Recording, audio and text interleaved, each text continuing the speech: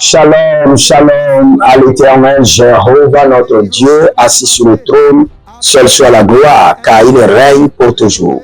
Bienvenue à cette séance d'enseignement. Je suis votre humble serviteur, le prophète Jérémie Naou, mais ce n'est pas moi qui convainc, c'est le Saint-Esprit qui convainc. Nous allons écouter la parole de Dieu sur le thème l'affliction et l'affligeur. L'affliction et l'affligeur. L'affliction qui peut être la maladie, l'attaque, les batailles et l'affligeur qui est celui qui cause les peines, celui qui cause les douleurs, celui qui engendre le malheur. Mais n'oubliez pas, écoutez d'abord ce verset. Dans ce verset populaire connu de tous, Ésaïe 54, le verset 16 et le verset 17, la Bible déclare: voici, j'ai créé l'ouvrier qui souffle le charbon au feu et qui fabrique une arme pour son travail. Mais j'ai créé aussi le destructeur pour le briser. J'ai créé le destructeur pour le briser. Toute arme forgée contre toi sera sans effet, et toute langue qui s'élèvera en justice contre toi, tu la condamneras. Tel est l'héritage des serviteurs de l'Éternel, tel est le salut qui leur viendra de moi, dit l'Éternel. Tel est le salut qui viendra de l'Éternel. Maintenant, écoutez-moi très bien. Le Seigneur l'Éternel a créé le juste. Mais je vous dirai que le méchant s'est métamorphosé lui-même pour décider de devenir méchant et de demeurer dans sa méchanceté. Donc c'est un statut délibéré. Notez cela d'abord.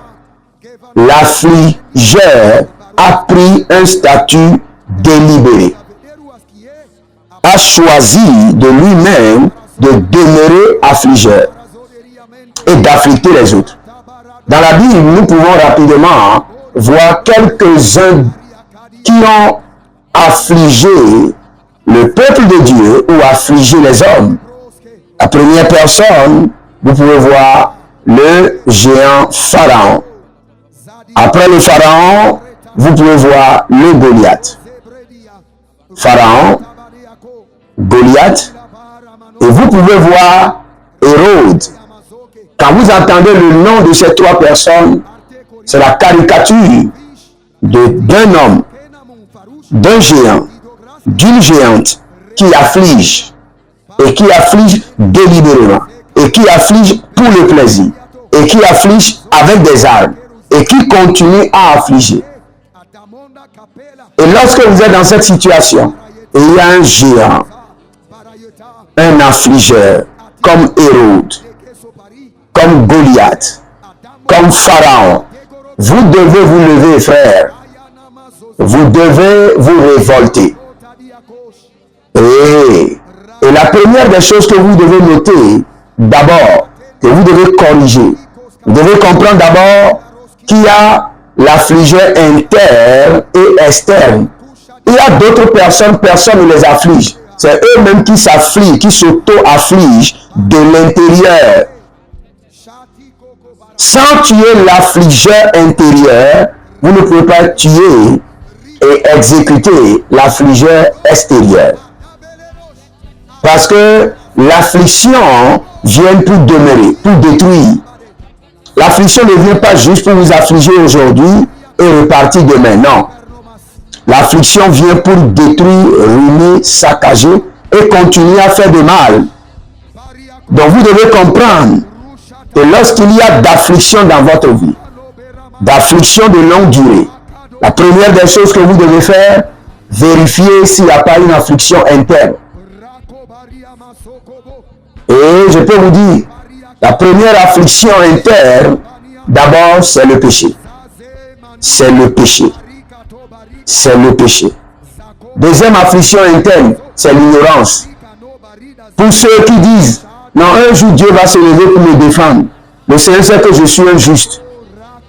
Le Seigneur va me délivrer des méchants. Le Seigneur ne te délivrera jamais si tu ne te lèves jamais. Il y a d'autres qui ont l'affliction interne, et l'affliction interne, c'est l'ignorance. L'ignorance. D'autres, c'est la paresse. Ils ne veulent pas prier. Ils disent que Dieu voit tout, et un jour Dieu fera grâce. Ceux-là, eux-mêmes s'affligent de l'intérieur. Il y a d'autres qui ont des blessures à l'intérieur qui n'arrivent pas à partager ni à pardonner. Et ils ne font que s'apitoyer sur le sort, ils ne font que pleurnicher, pleurer à longueur de nuit. Ceux-là, eux-mêmes s'affligent de l'intérieur. Ils sont en train d'aggraver leurs plaies à l'intérieur. Alors que s'il y a d'affliction, il faut savoir que toute affliction à l'extérieur a une base et une source à l'intérieur. Et la source à l'intérieur doit être déracinée, guérie, avant maintenant que l'affliction à l'extérieur soit détruite.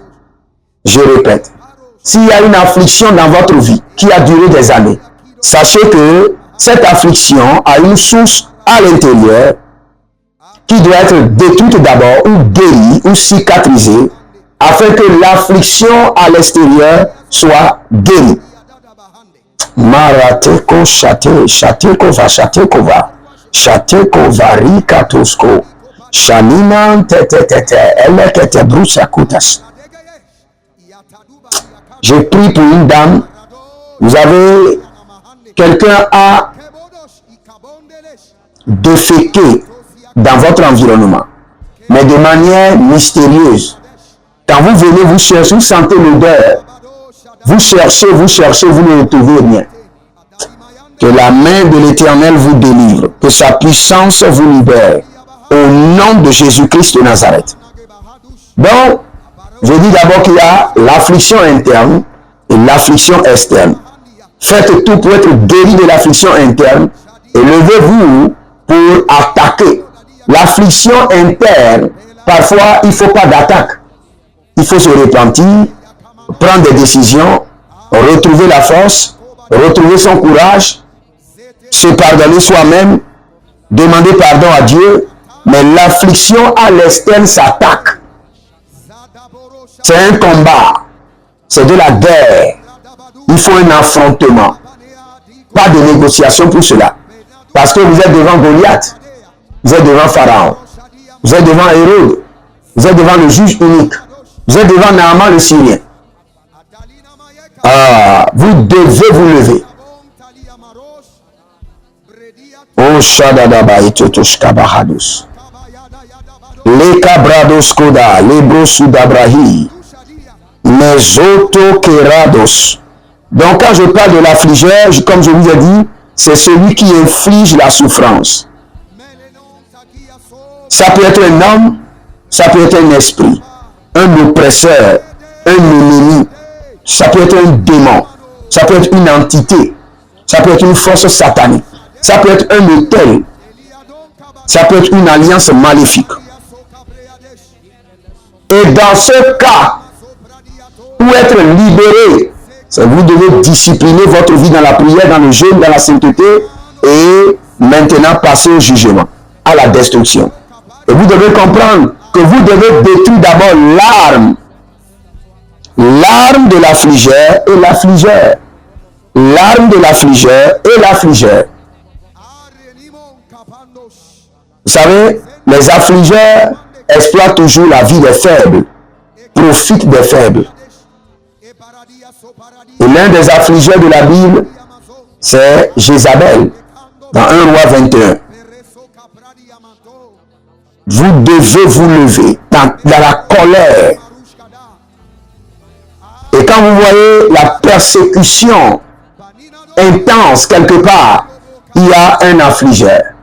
Et il y a les armes de l'affliction que vous devez attaquer. Par exemple, dans le cas de Job, nous avons vu que son cas est exceptionnel. Dieu est impliqué, le diable est impliqué. Mais à part ce cas, tous les autres cas, le diable est impliqué à 100%. Et vous devez vous révolter. Vous devez vous lever et proclamer la souveraineté de Dieu par la vengeance. La souveraineté de Dieu par le jugement. Il y a des afflictions qui sont collectives.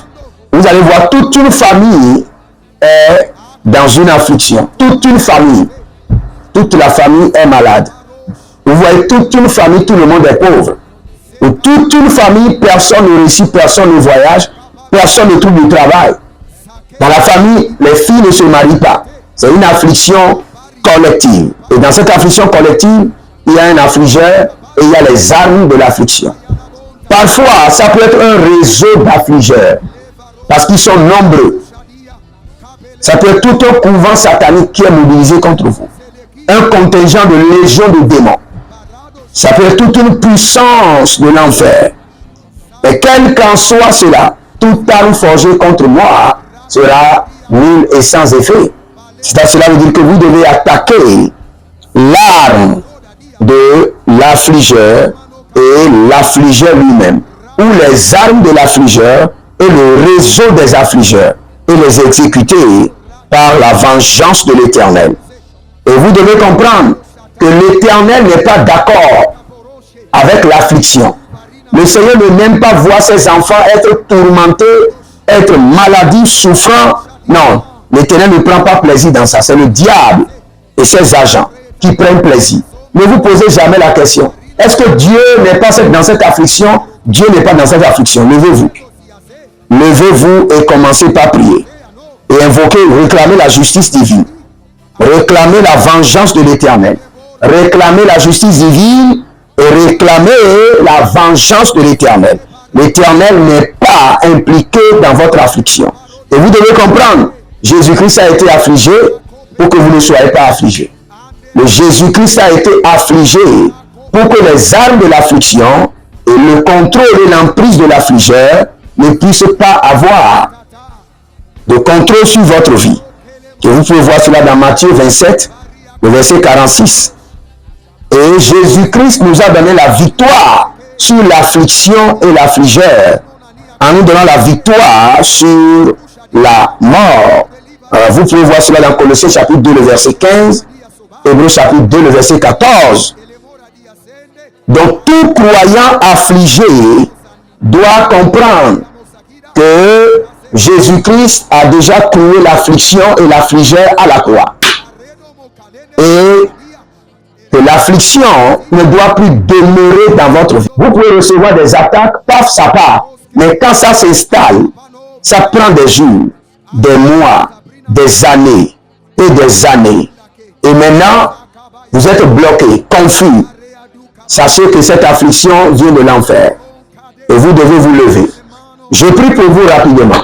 Mais bien avant cela, abonnez-vous, likez la vidéo, partagez. Likez la vidéo et partagez et recevez cette prière. Que toute affliction et affligeur dans votre vie soit paralysée et exécutée à mort au nom de Jésus-Christ de Nazareth.